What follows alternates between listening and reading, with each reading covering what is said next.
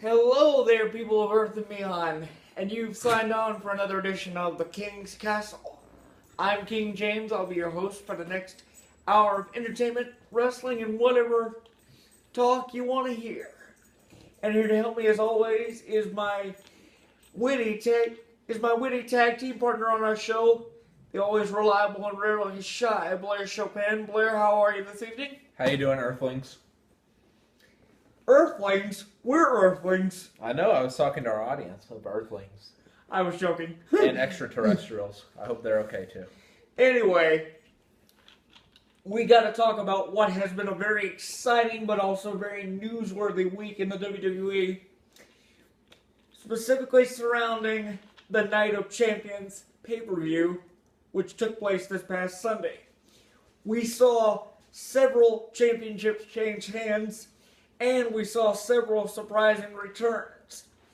Among them, we saw the surprising return of Chris Jericho when he teamed up with Roman Reigns and Dean Ambrose to take on Bray Wyatt and the Wyatt family. But my question to you, partner, is this. Chris Jericho's return was unsuccessful, mainly because he tagged himself in at the end of the match and ultimately got himself pinned by Bray Wyatt and the Wyatt family. Well, Jericho for a long time has been away trying to transcend pop culture, because not only is he a wrestler, but he's also a rock star, a television host, and a former Dancing with the Stars contestant.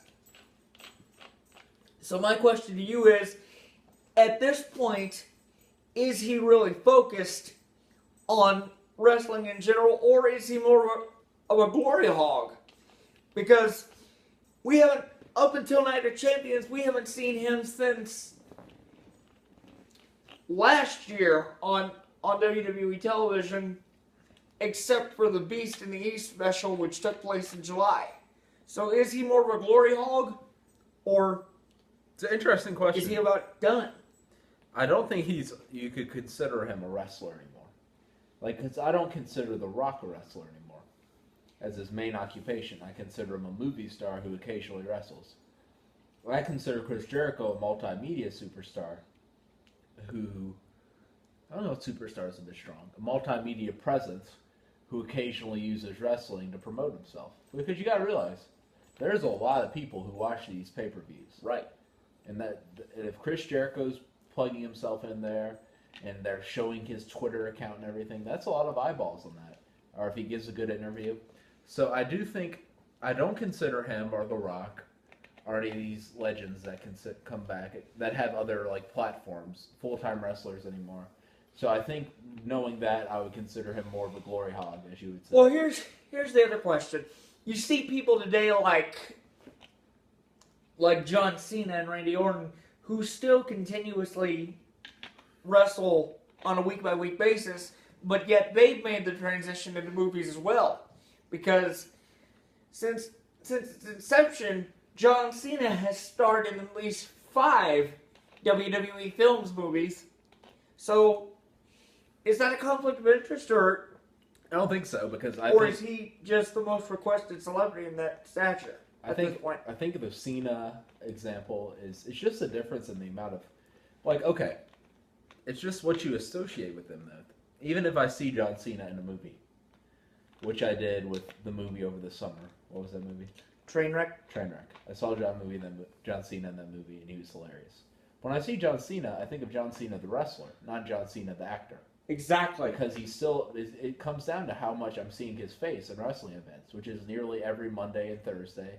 Right. And usually the once-a-month pay-per-views. Right. So his full-time job is still a wrestler. I don't know. When was the last time you said we saw Chris Jericho? Well, up until July 4th, when they did the Beast in the East special, we hadn't seen Jericho on WWE television in nearly a year. But that's mainly because he's been doing the podcast. Nearly a year. The Talk is Jericho podcast, which, by the way, you can see on Podcast 1, but that's a whole other story. See, that's the difference, I think, between Jericho and a Cena. I'm seeing Cena every week, but I'm only seeing Jericho once a year. Or so with that, he's more of a multimedia presence and a glory hog, as you would say, than an actual superstar. or to use the old cliche, once in a blue moon. But on the other hand, Wait, which makes me mention, I would like to thank Blue Moon for sponsoring this podcast. well, thank you very much. Thank you, Blue Moon. Anyway, Such a delicious Blue Moon I'm drinking. Anyway, another related story was the double main event, which featured Seth Rollins having not one but two championship matches, one against John Cena for the U.S. title and one against Sting for the WWE World title. Now, John Cena was able to defeat Rollins in the first match, so therefore he is still, he is now a 5-time U.S. champion. Pretty amazing total. Is that as big a surprise to you as most people thought? Or I didn't think it was a surprise. I think the WWE knows how well Cena and Rollins wrestle together, for lack of a better term. So I think they wanted to keep that rivalry going, because even though it seems like Cena's on his way out, he's still, like, as we talked about before on this podcast, as you can find it on YouTube, The King's Castle, he's probably been put the best matches together of anyone this year. So if you put him and Rollins in a feud, it's still going to be a major attraction, especially with Cena's popularity. so you think it's more about the popularity of the feud and the marketing of Cena himself? Yeah, and like we talked about before on the podcast, how good of a wrestler Cena's been this year Right. in terms of quality of his matches. Right. But another big storyline has to do with Sting